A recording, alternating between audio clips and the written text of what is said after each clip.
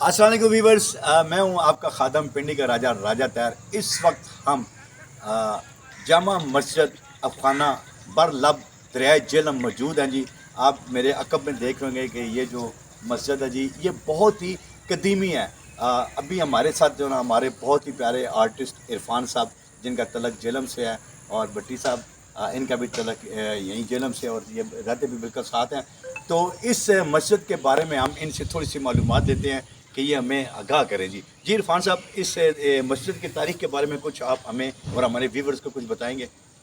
ایسا کہ مسجد ہماری بہت قدیم مسجد ہے، جہلم کی ایک خوبصورت ترین مسجد ہوا کرتی تھی کسی دور میں۔ ابھی بھی اس کے اثرات آپ دیکھ رہے ہیں کہ ماشاءاللہ سے بہت تنگ و دو کے ساتھ یہاں کے خادموں نے اس مسجد کو آباد کیا ہوا ہے۔ لیکن کوئی وقت ایسا تھا کہ یہاں پہ دریا کا جو سا پانی ہوتا تھا، اس کی سیڑھیوں کو مس کرتا ہوا، ٹچ کرتا ہوا گزرتا تھا، اور وہ ویو بہت خوبصورت ہوتا تھا۔ واہ! لیکن ابھی کچھ سالوں سے، جب سے میں ایک بات کہوں گا کہ یہاں پہ ایک بند بنایا گیا ہے، یہ شاید آپ اس طرف کیمرہ، ہمارا کیمرہ آپ کو دکھا سکے تو یہ آپ دیکھیے گا۔ جب یہ بنا ہے تو اس کی وجہ سے کافی کوڑا کرکٹ جو سا تھا وہ جمع ہونا شروع ہو گیا، اور کہہ سکتے ہیں آپ کے انتظامیہ کی بھی کاوش نہیں رہی اس طرف، انتظامیہ نے بھی کوئی توجہ نہیں دی، اور اسی طرح یہ کرتے کرتے یہ مسجد کا آپ فرنٹ دیکھ رہے ہیں، اور یہ اپنا جو اس کا اصلی قدرتاً اس کی حالت تھی، جو اس کی جینون حالت تھی، وہ یہ کھو چکی ہے۔ ابھی یہ بند کے بھی نقصانات بھی میں آپ کو بتاتا چلوں کہ جو میری نظر میں ہے کہ جہلم میں ابھی تھوڑی سی بھی بارش ہوتی ہے تو وہ جہلم تقریباً سارے محلے ڈوب جاتے ہیں۔ اس کی مین وجہ جو میرے نظریے کے مطابق ہے وہ یہی ہے کہ جو دریا کا پانی، جو گلی نالوں کا پانی ہمارا آتا تھا وہ دریا میں جاتا تھا، اب وہ دریا میں نہیں جا سکتا۔ چھوٹے چھوٹے دروازے تو بنائے گئے ہیں، لیکن کبھی کبھار وہ دروازے کھولے جاتے ہیں، کبھی کھلتے نہیں ہیں، رات کو بارش ہو جاتی ہے تو وہ جو جتنا بھی پانی یہاں پہ ہوتا ہے وہ جہلم پہ واپس چلا جاتا ہے، نالیوں کے تھرو چلا جاتا ہے، یا ایکسٹرا جتنا بھی پانی ہوتا ہے۔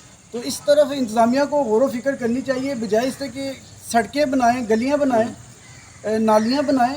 جب ان کو آگے راستہ نہیں ملے گا، پانی کو دریا میں جانے کا راستہ نہیں ملے گا، تو وہ پانی بیک آ کے محلوں میں اور دکانوں میں اور گھروں میں داخل ہوگا۔ جی ویورز، یہ تھے ہمارے عرفان صاحب جنہوں نے آپ کو اس بارے میں آگاہ کیا، اور بہت ہی خوبصورت باتیں کی جی عرفان صاحب نے۔ یہ ویورز جتنے بھی یہ ہمارے آثار قدیمہ ہیں، یہ ہمارے پاکستان کا سرمایہ ہے، لیکن المیہ اس بات کا ہے کہ کوئی بھی ہماری حکومت، کوئی بھی ہو حکومت، وہ اس طرف توجہ نہیں دیتی، اور یہی وجہ ہے کہ یہ چیزیں آہستہ آہستہ ہمارا جو کلچر ہے، ہمارے جو قدیمی یہ جو علاقے ہیں، یہ ختم ہوتے جا رہے ہیں۔ ہمارے ساتھ اس وقت موجود ہیں بٹی صاحب۔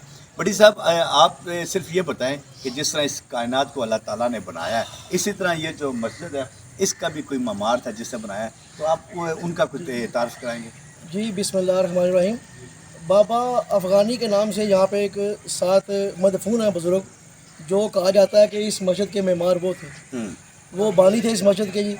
ان کا نام بابا افغانی کے نام سے یہاں پیچھے ابھی چلتے ہیں تھوڑی دیر میں، وہ مدفون ہے جی۔ اور جس جگہ میں کھڑا ہوں نا جی، یہاں پہ مجھے اپنا بچپن یاد آ گیا ہے کہ میں تصور بھی نہیں کر سکتا تھا کہ میں یہاں پہ اس ٹائم کھڑا ہوں، کیونکہ جس جگہ میں کھڑا ہوں مجھے اپنا ماضی یاد آ گیا ہے۔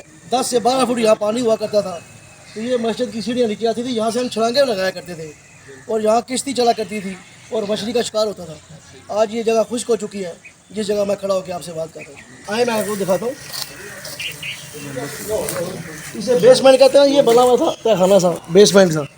اس بس اب بتایا نا، اس بند کی وجہ سے اور دریا کے جہاں سے خشک ہونے کی وجہ سے تمام اپنے حسن مان بڑھ گیا یہاں کا۔ یہ بڑی تاریخی مسجد ہے، لیکن اب یہ دیکھ لیں آپ کے سامنے ہی ہے مسجد تو وہاں پہ موجود ہے الحمدللہ، نمازی بھی موجود ہے. میں جناب یہاں پہ 1962 میں ادھر ہوتا تھا. اچھا. اس وقت یہ ساری مسجد میں نے دیکھی ہوئی ہے. اس مسجد کے مینار پر سے دریا میں سے لوگ چھلانگ لگا کر اتنا گہرا یہاں پانی تھا. اچھا اچھا. اور یہ کافی ساری سیڑھیاں نیچے تک جاتی تھی، ان پہ جا کے ہم بیٹھا کرتے تھے. اچھا. ٹھیک ہے، پاؤں پانی میں ڈال کے تھوڑی دیر. جب سیلاب آتا تھا خانے پانی بھر جاتا، پھر اندر نہیں جا سکتے. اس سے پہلے یہاں بڑے ٹھنڈا ہوتا تھا، جب گرمی میں آ کے لیٹتے بڑا مزہ آتا، ٹھنڈی ہوا لگتی تہ خانے میں بڑا مزہ آتا. تو اب اس کے بعد ہم یہاں سے چلے گئے تھے. اب میں اپنے بچوں کو دکھانے کے لیے لے کے آیا تھا. اچھا اچھا. ساتھ کے آپ یہ دیکھیں ہم ادھر رہے ہیں اور یہ جگہ. آپ کی باتیں اس وقت ارباب اختیار بھی سن رہے ہوں گے، تو آپ کچھ میسج کوئی ایسی اس کی مسجد کی خوبصورتی کے لیے؟ اصل میں تو یہ حقیقت میری بات یہ ہے کہ اس مسجد کی خوبصورتی کو ختم کر دیا گیا. جی جی. یہاں اگر دریا کا پانی چل رہا ہوتا اور یہ پانی نہ ہوتا تو مسجد اپنی خوبصورتی کے ساتھ قائم ہے. بہت خوبصورت مسجد، اور دیکھنے کو نہیں کرتا ہوتا. ہم چونکہ ریگولر نماز پڑھنے آتے بھائی ساتھ لے کے آیا کرتے ہیں یہاں پہ، اس دیکھتے دیکھتے جہاں بیٹھ جایا کرتے تھے آگے ہوا ٹھنڈی لگانے کے لیے.